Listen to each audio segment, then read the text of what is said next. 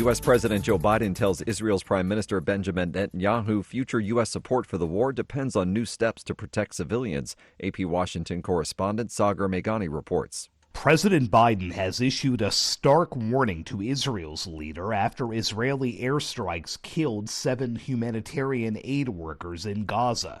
In a roughly half-hour phone call, Secretary of State Antony Blinken says the president told Benjamin Netanyahu that future U.S. support for the Gaza war depends on Israel moving fast on new steps to protect civilians and aid workers. If we don't see the changes that we need to see, there'll be changes in our own policy. It could include altering military sales to Israel and America's diplomatic backing for the war. Either way, the threat itself is a sharp change for the president. Sagar Meghani, Washington. Israel's government said Thursday it would adjust its tactics in the Gaza war after an Israeli airstrike on a convoy killed 7 aid workers. VOA's Jeff Custer reports. The Israeli military described Monday's airstrike as an operational accident, but the World Central Kitchen said it was a deliberate act and is calling for an independent investigation. At a news briefing Thursday, Israeli government spokeswoman Raquel Karamson told reporters Israel had already conducted an investigation into the incident and released its results. They indicate that it was a mistake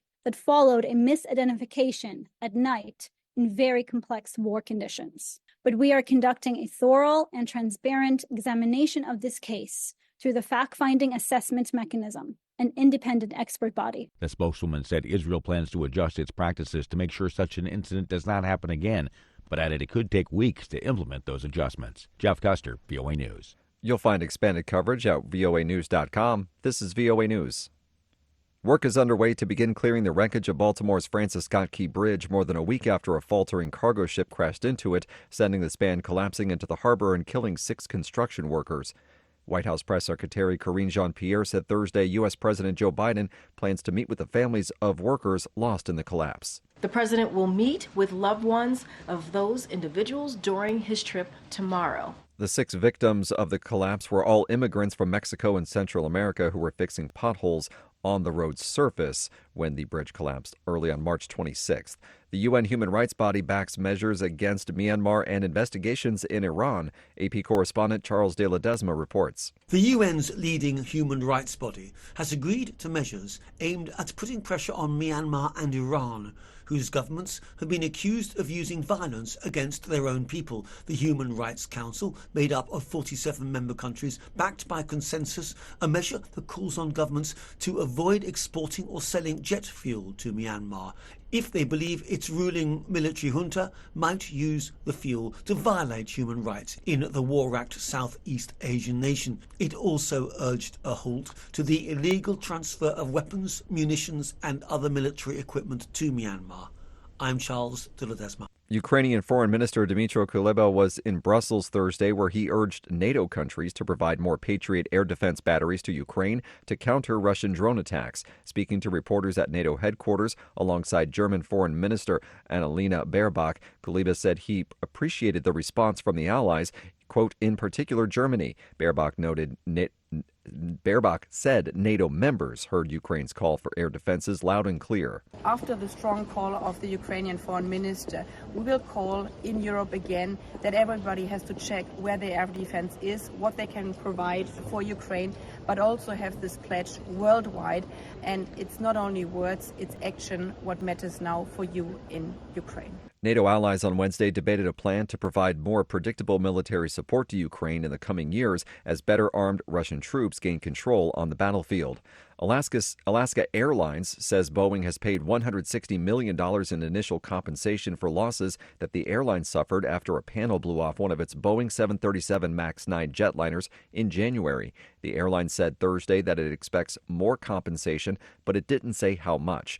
The initial payment covers Alaska's first quarter pre-tax loss related to the accident. Alaska says some passengers avoided the airline after the blowout, and the airline had to spend money to return its MAX 9s to service after they were grounded for 3 weeks following the accident.